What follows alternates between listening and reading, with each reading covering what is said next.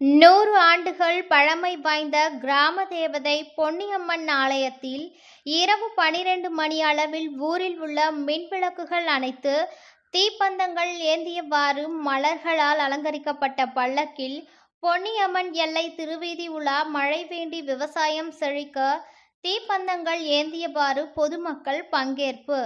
ராணிப்பேட்டை மாவட்டம் ராணிப்பேட்டை அடுத்த தெங்கால் பகுதியில் 100 ஆண்டுகள் பழமை வாய்ந்த கிராம தேவதை பொன்னியம்மன் திருக்கோவிலில் அமைந்துள்ளது. இந்த கிராமத்தில் ஆண்டுதோறும் வைகாசி மாதம் ஆண்டு திருவிழா நடைபெறுவது வழக்கம். அந்த வகையில் 5 நாள்கள் நடைபெறும் பொன்னியம்மன் திருவிழாவின் 4வது நாளான இன்று இரவு 11 மணி அளவில் ராம தேவதையான பொன்னியம்மனுக்கு திருக்கல்யாணம் நடைபெற்றது.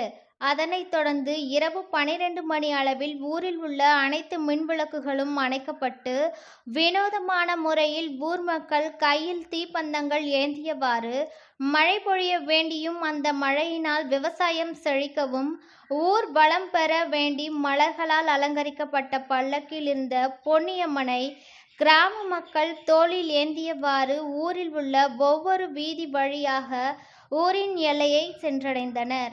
இந்த திருக்கல்யாணம் மற்றும் பல்லக்கு எல்லை வீதி உலாவில் தெங்கால் கிராமத்தைச் சேர்ந்த ஏராளமான பொதுமக்கள் பக்தர்கள் கலந்து கொண்டு பொன்னியம்மன் அருள் பெற்றனர்.